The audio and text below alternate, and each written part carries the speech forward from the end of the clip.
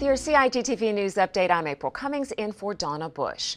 Tourism Minister and Acting Premier the Honorable Moses Kirkconnell laid out the case for cruise peers at a 5.5-hour public meeting Wednesday at the Family Life Center. Radio Cayman's Dion Anglin has more. Although I've wandered far, my heart enshrines the air. The meeting began with a prayer and the national song led by Miss Cayman Universe Caitlin Tyson. Then, Acting Premier the Honorable Moses Kirkconnell took to the stage, outlining the process and the rationale for the project.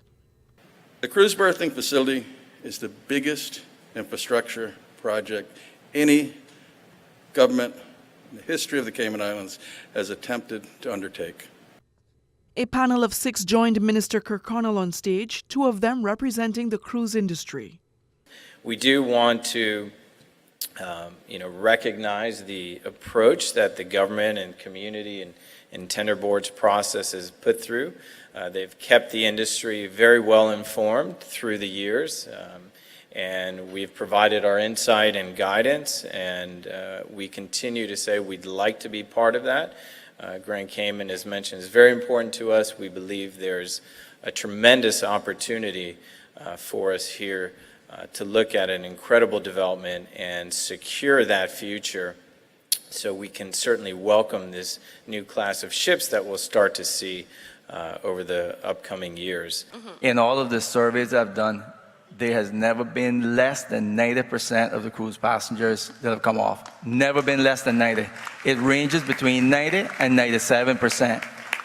And to the remark about the $6 an hour, there is nobody that I know of working in the cruise industry at the port that will make $6 an hour. The taxi operators, their tours are $20 a person. To the beaches, $5 a person. There are 80 plus independent taxi operators, 80 plus that work out there every day. That's far more than work at the airport. Yeah. The cruise and the stayover are 2 separate industries, and I can tell you that the cruise industry puts far more money into local people's hands every single day than the stayover one does. When the formal introductions and presentations were out of the way, it was time for questions, which touched on a variety of concerns and issues, from environmental impact to the lack of information about the bidders. The meeting wrapped up just before midnight. Reporting for Radio Cayman News, I'm Dion Anglin. In keeping with the global food safety and sustainability theme for World Environmental Health Day, which was observed this week, the Department of Environmental Health is urging members of the public to take the necessary precautions to protect themselves and their loved ones from foodborne illness. DEH regularly inspects restaurants and suppliers of food to ensure it's safe for you and I to consume.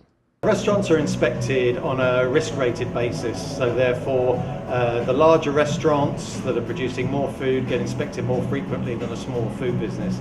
But on average, a normal-sized restaurant would be inspected maybe once every 6 months to a year.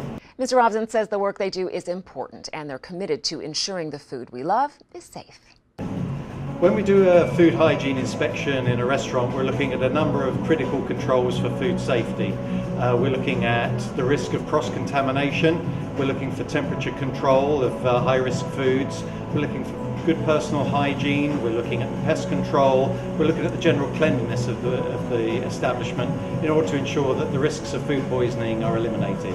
DEH also provides training for food handlers on a regular basis. If you'd like more information, you can call 949-6696 or email dehcustomerservice@gov.ky. And finally, let's meet another of our Older Persons Month ambassadors.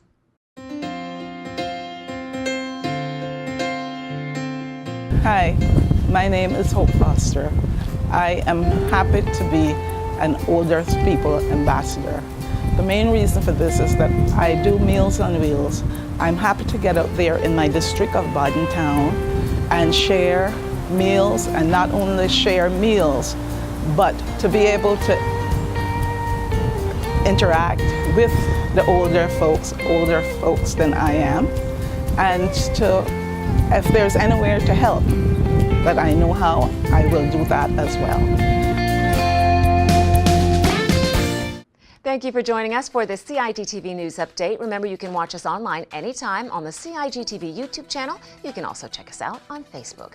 I'm April Cummings, in for Donna Bush.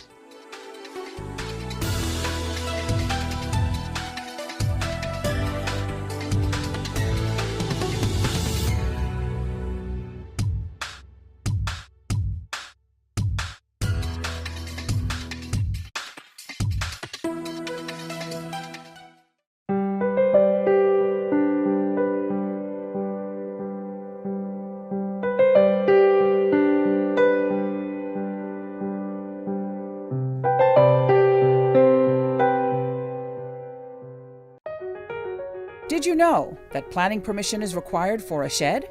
Did you know you should check with the department as a planning and permit application may be required?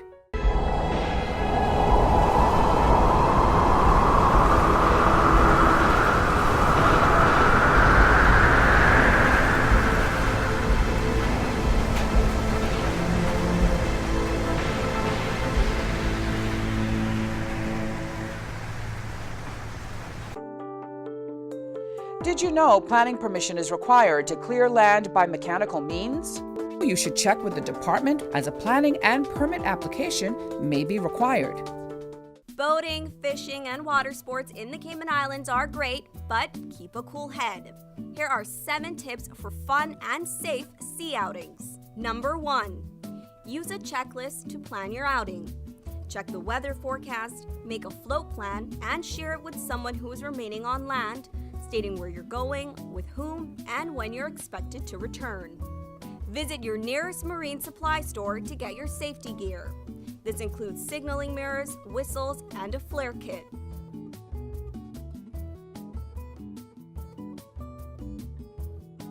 It's also very important to have onboard flotation devices and life vests for each person.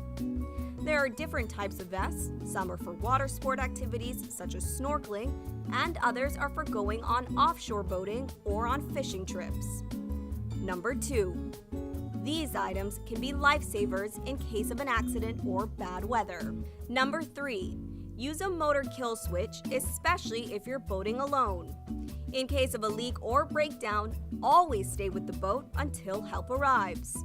If you capsize, an emergency beacon or locator device can send a distress signal to inform the authorities of your location. Larger flares will indicate distress to a boat, airplane, or search and rescue officials. Number 4, in addition to sunscreen, food, and beverages, it would be smart to have a cell phone. Make sure your marine radio works. Cayman boaters use channel 16 to communicate. Number 5, also, don't forget your anchor and sufficient rope. Number 6, boat operators should be familiar with the local waters and reefs, as well as the capabilities and functions of the vessels they are using. Always obey the rules of the sea and the marine environment, and have courtesy for others. Number 7, alcohol and salt water do not mix, especially if you're the captain. Some useful contact numbers are 911, the RCIPS Marine Base is 649-7710, and the Port Authority is 949-2055. Smooth sailing, all!